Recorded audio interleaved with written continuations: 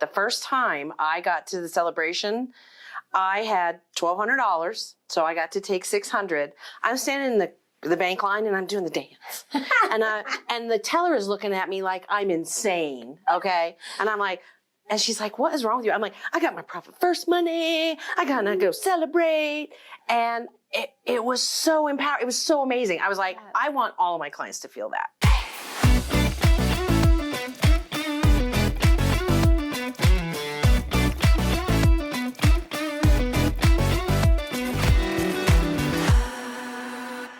Hello, everyone, and welcome back to Talking with Teri TV. If you're passionate about your small business, but you're not seeing any profit from the hard work that you've been putting in, we need to reevaluate what's going on, and it's time to take a hard stop and see what isn't working and make the changes necessary to move forward.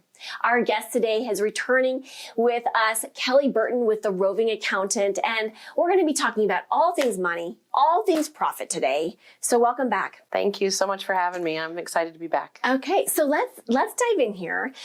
You were sharing offline that you're certified in Profit First. What the heck does that mean? So Mike Michalowicz wrote this great book many years ago called Profit First, and he talks about how entrepreneurs fail to pay themselves. Basically, he is sick and tired of entrepreneurial poverty, is what he says. Well, and so that's his goal, to fix it. And I think even just in the back frame of, shooting this and this time stamping it in 2023, I think, more businesses need to hear this information, because I think one of the mistakes that we make, we get in our business, we start going through the motions of creating and generating a business and building it, and sometimes we forget about this thing called profit and creating a profitable business.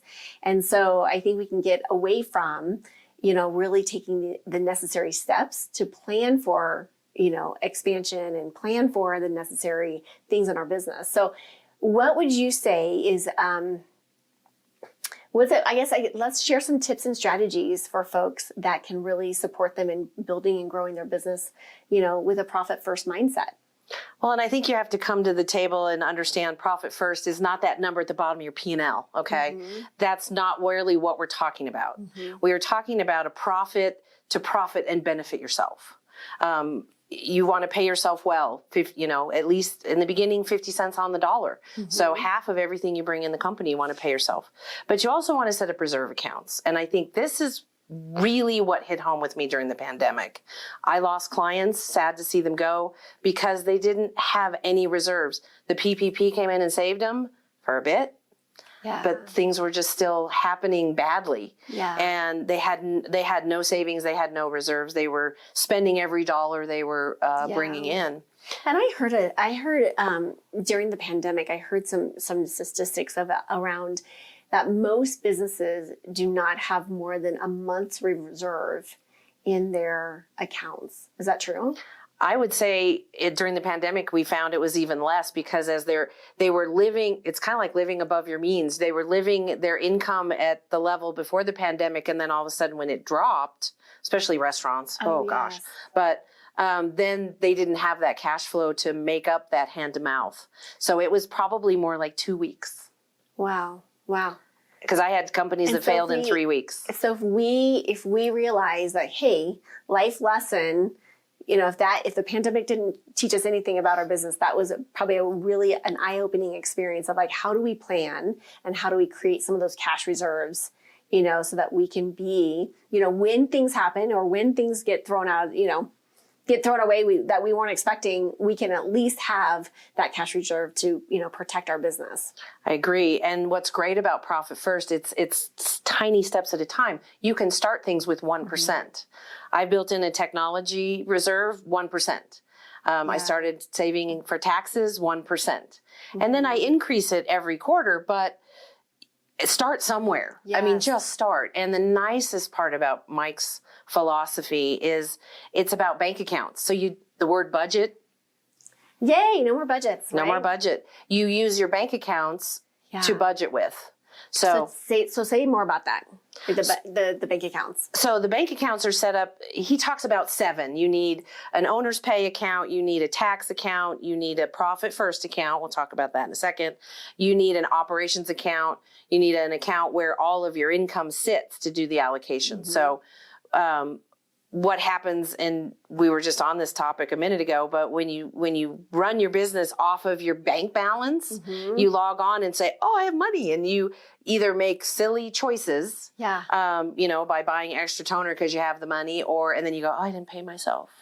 Yeah. Or, oh gosh, this happened. So I think it's a way to plan. So if you know that your technology, you're going to upgrade your technology, like you're going to launch a new marketing campaign, but can I afford to do that? Here's what's super cool. Pretend you're doing it. Yeah. So if you're going to spend $500 on a new marketing campaign, you can take $500 out of your operations account, put it in a marketing savings. Do that for 3 months. Yeah. That's brilliant. That's a great hack. Yeah, and if you don't touch it, then you can afford marketing. Yes. If you have to pull it back, then maybe you need to downscale and wait a month. The other cool part, let's say you roll that out 6 months. You say, I'm not ready to pull the trigger. You have 6 months of reserves already built in. Yes. That's a great hack. And people forget to do that. Is it time to hire somebody? You can have a hiring account. So you don't have to have just Mike's 7. Yeah. You can have 20. Yeah. I love it. I love it. I think one of the biggest things for me, it was such a game changer when I started in my business. I was like the average business owner. It's like, okay, do I have money? Yep. Okay. I'm going to pay myself. Right.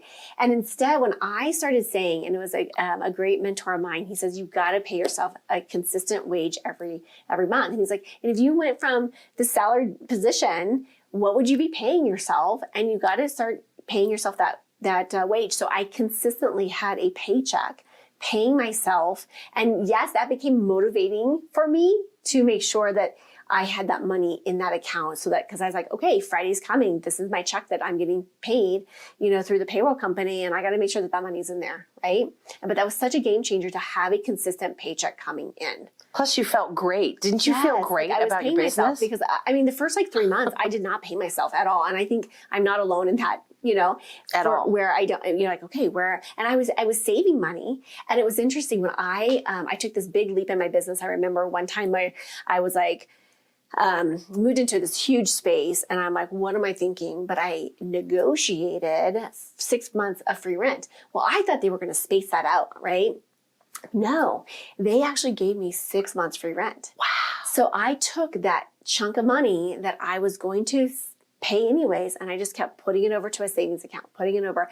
And so I created my own, what I call my golden goose egg, where that became my line of credit. So if I ever needed to, go, borrow money, right? I had this golden goose egg. You probably what would that account be called? I would call that my profit first account. Okay.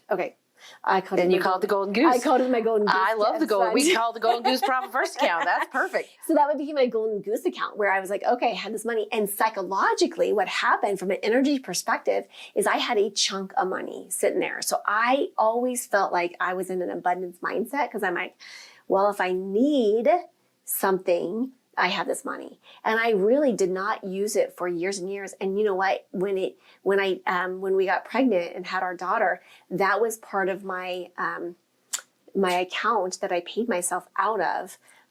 During severance. Yeah. Or your maternity leave. My maternity leave. My maternity leave. So the golden goose became a little part of a maternity leave, right? Your mommy time. Yeah, you have to have that. That's awesome. Yeah. And I think that's really the crystalline thing that happened for me during the pandemic and why I wanted to go into profit first and start helping business owners realize that 1% can make a difference at a time.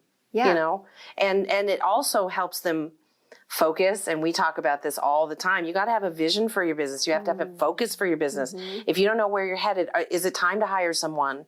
All of those things and those choices as a solopreneur, the scariest thing you ever do is hire your first employee ever. Yeah. Yes, this is true. Yes. And you're like, I can't afford it. So I did exactly what Mike said to do. I was going to hire a part-time bookkeeper, put her pay away for 3 months, see if you can afford it. I did, and it worked. Yeah. And so then I was able to hire and grow, and now we're growing, which is really exciting. And that keeps you always in the black, right? Like it's a strategic way of the last time you were here, you were talking about, the E-Myth Revisited, right? And what I love about that piece is like, how do we backfill those positions? And doing so, if you take that with what you just talked about, is like putting away that money. Like it's a win-win. It's a game changer. Yeah, it is really a game changer. And you can grow your business at the speed you desire. Yeah. And when you're talking, and this is the other thing that I have to say, when you're talking to your CPA, I don't do taxes anymore, but when you're talking to your CPA and you start mentioning profit first, some of them don't understand it because they think it's rewriting the accounting equation and they get kind of messed up about it. Yeah. It's not. It's a cash flow management tool. And so if you use it that way, it really has a huge impact. Okay. You and I were working offline and we were talking about prepping your talk because you're going to be giving some of these life lessons and money hacks to more and more people. And one of the things that I loved what you were talking about is how we can start saving and doubling that number, right? You had your survival number and then you had your thrive number, right? Walk us through that piece. So I think when you profit first your business, you also have to profit first your life. Yeah. You want to be living, and the whole philosophy of profit first is based on pay yourself 50 cents in the beginning, up to $250,000, you pay yourself 50% of what you bring in. Okay. So your business is paying you half, right? Mm-hmm. So what I do with my clients is I reverse engineer their survival number. I say, okay, how much do you need to survive? Yep. How much does your business need to pay you to just survive? Mm-hmm. And so let's just say that's $2,000. Okay. So that's my survival number that will get the groceries paid, the mortgage paid, and all that lovely stuff.